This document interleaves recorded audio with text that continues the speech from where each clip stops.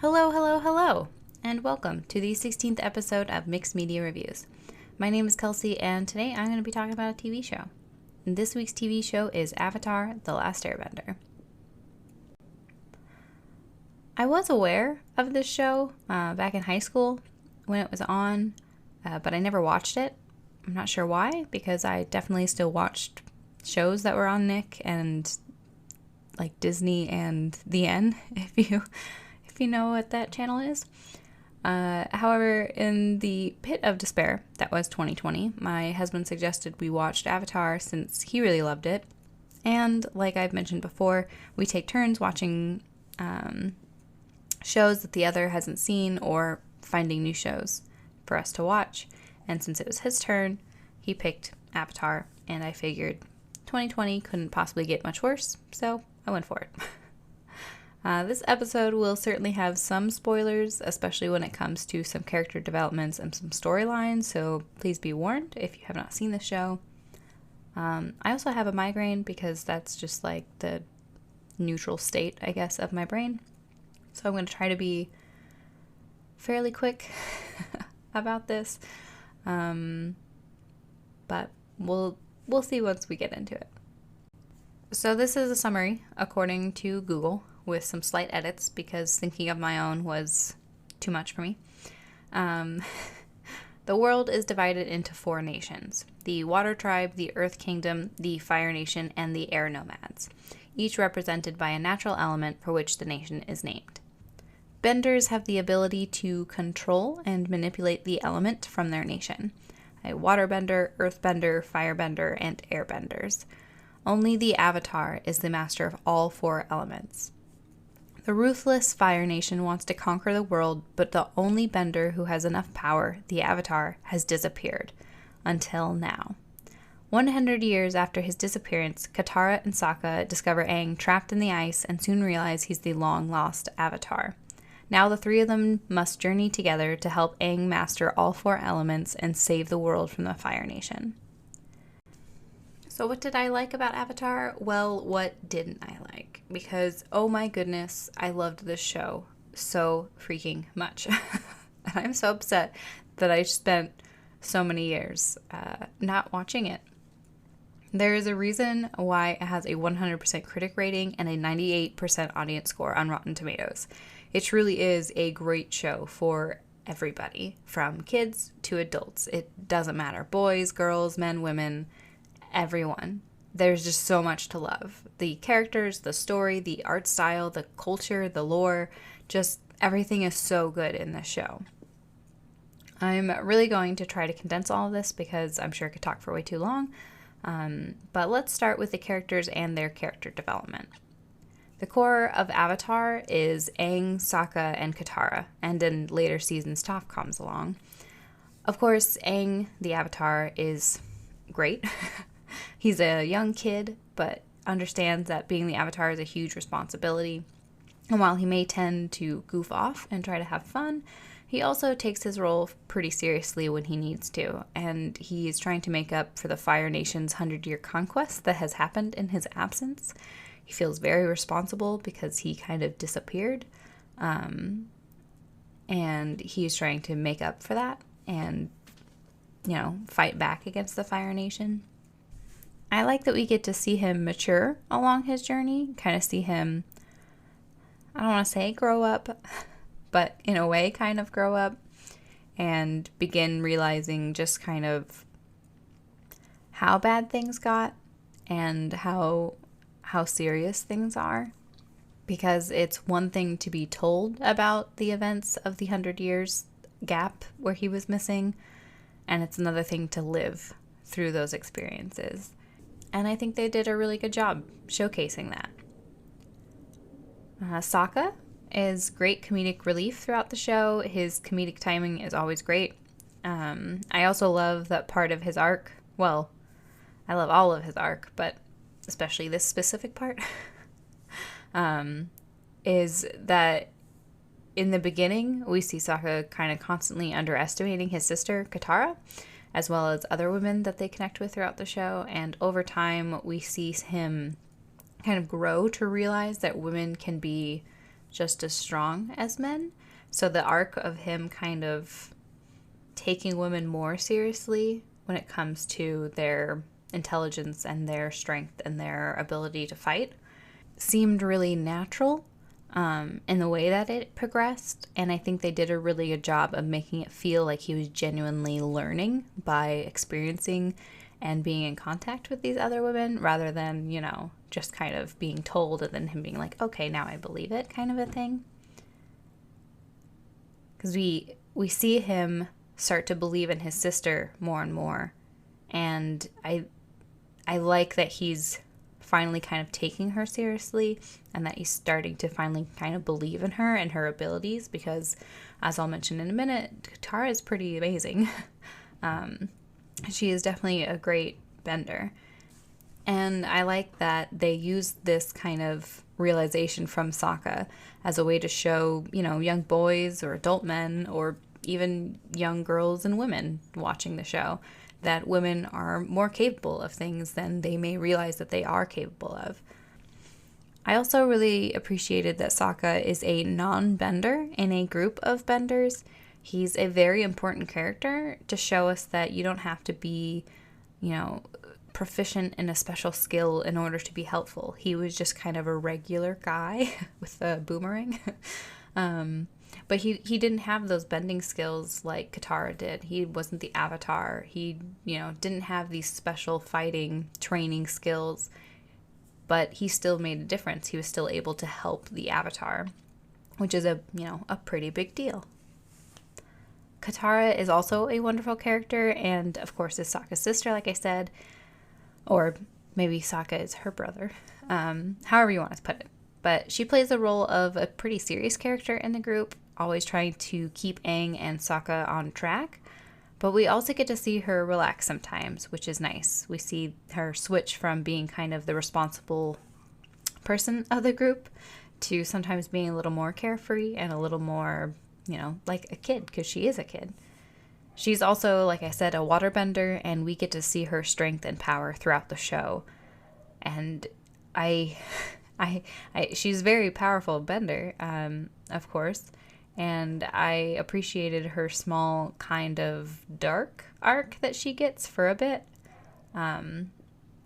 if you know what I mean, where she learns to bend something else, and that was pretty crazy, but I think Katara can sometimes be overlooked at times, but she is, like I said, quite the impressive bender, and a really good character, especially someone to help kind of guide and lead Aang through, everything that he's experiencing. Toph is a great addition to their group later on. She's an earthbender, but we see her bending differently than the rest of the earthbenders do. And this is one of the reasons why Avatar is such a great show, because of the detail that they put into it.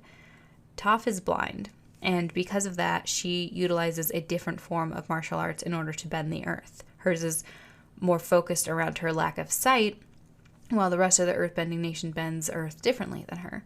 And she's very much connected more to the earth because of that. Because she can't see, she doesn't wear shoes, so she can feel the earth more and kind of understand her environment in a different way than a lot of the other benders do. And it was really cool to see her use that power to kind of see that earth and to manipulate it based on that level of connection.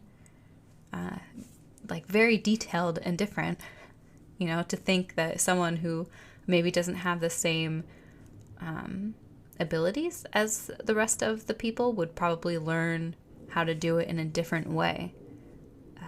Just very, very cool detail about the show. And of course, she's also one of the best benders in the show. She also learns to manipulate a different related kind of element, and it's super impressive. And you see that even more in Legend of Korra later on. Her kind of legacy, which is pretty BA, if I say so. She's also really grumpy, and that's hilarious to me. The villains in the show are also great. The main villain is, of course, like the Fire Nation as a whole, or rather the Fire Lord who is leading the Fire Nation into this war, who has been attacking basically the entire world for like 100 years. Well, the Fire Nation has, but you know what I mean.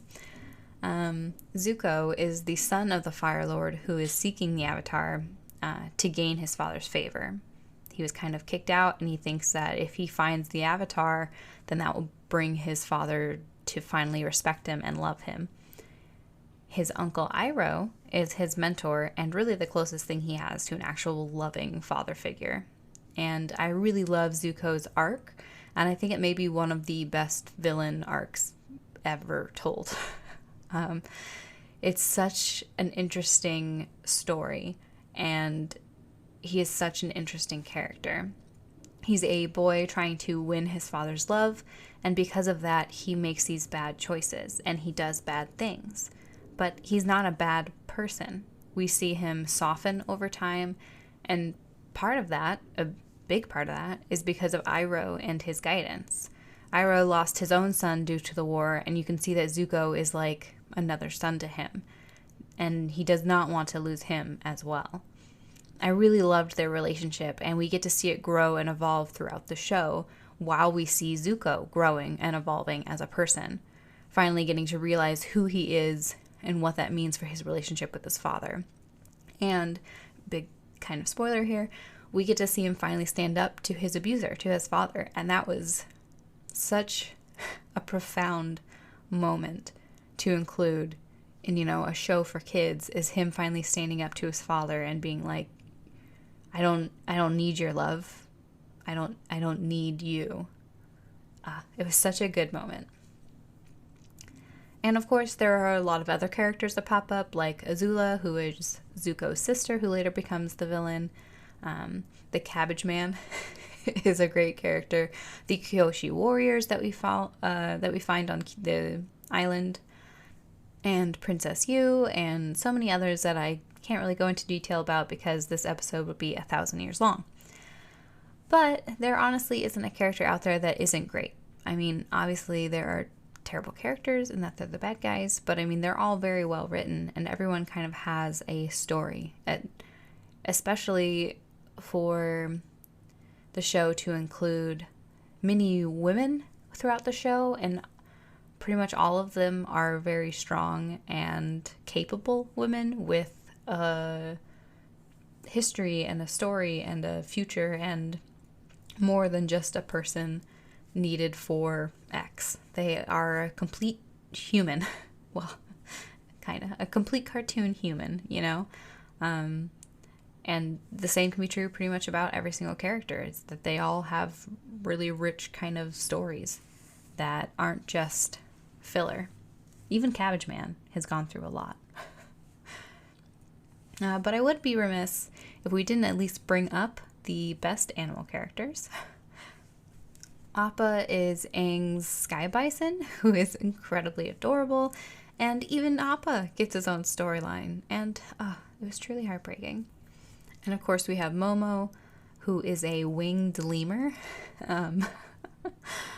who I thought was actually going to be like a reincarnation of someone, but then it never happened. But I did read that he was originally intended to be the reincarnated spirit of Monk Gyatso, but then just kind of ended up not, so I guess I was kind of half right.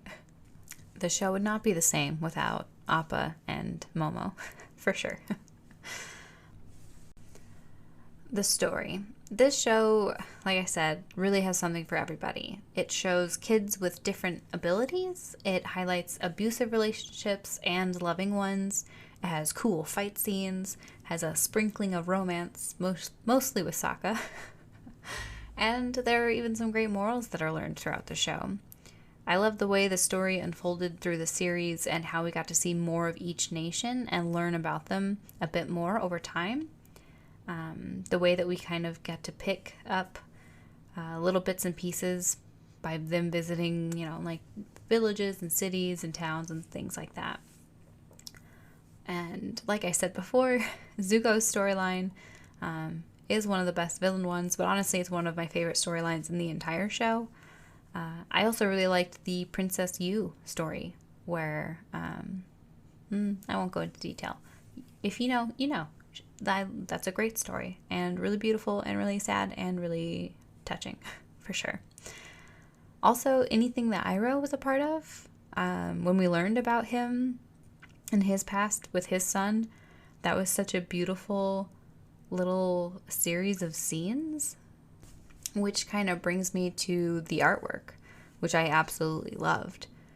Like I said, that series of scenes where we find out about Iroh's past is super beautiful, and there were so many that were like that were just like stunning, visually stunning, that I repeatedly remember turning to my husband and just being blown away and being like, whoa, that was really pretty. The colors were so vibrant, and the world that they created matched that so perfectly with the story. I loved seeing how each nation seemed to pick up different things from different cultures, and you can see that the culture is reflected in the architecture and the customs, like the Earth Kingdom, taking from the Ming and the Qing dynasties. I also really liked that the way they depicted the bending and how different it was for each element, but also you could kind of tell the individual users sometimes would kind of manipulate it to their own styles. And just kind of everything that they did was really well done in how they helped depict like the avatar state, the spirit world, like just so many things that they did. I really loved how they made it, how they visualized it, if that makes sense. And that kind of brings us to the lore. The spirit world was the super cool part of the Avatar. Something I don't think that they get into super often. I think Legend of Korra has probably a bit more of kind of spirit world stuff. I might be remiss remembering that, but I really loved all of the backstory with all of that. And of course, the animals throughout Avatar are super cool. There's things like a lion turtle and badger moles, which help Toph learn how to bend the earth. Cute little turtle ducks that were just so adorable. Koala sheep. There's just so many hybrid animals, and some were so freaking adorable. I love that we saw these hybrid versions instead of just like regular animals. It definitely made the world of Avatar feel just that much more magical. Like, that makes sense that they're these odd little hybrid things and not just like a cat running around. It's some kind of something cat. Like Korra has a polar dog, which is super cute. And of course, the sky bison that Aang has as his little avatar animal. I also really loved that they explained bending and where that strength came from. They went into detail about where it comes from and how it gets controlled. They didn't just say, it's magic and then moved on. They took the time to explain the system to us, something like a hard magic system, where it's explained and not just kind of used as a plot device, I suppose. And when you start looking into it more, you discover the links between the bending styles, the culture of the nation, and the martial arts style. Like I mentioned with Toph, the style in which they controlled their bending was carefully selected for each element. Toph then channeled something different due to her circumstances. The northern and southern modern tribes used bending that resembled Tai Chi, and you can see other Chinese cultural aspects, though the tribe is mostly influenced by the Inuit Yupik cultures.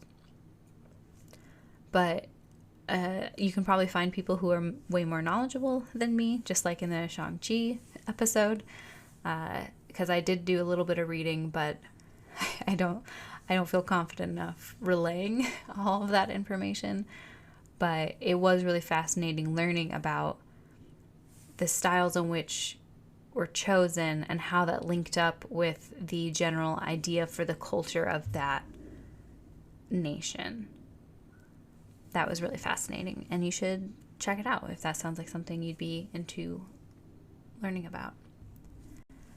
What didn't I like? Do I have any critiques? No. I mean, I don't like that the movie was terrible and I'm going to have to suffer through that for the next episode.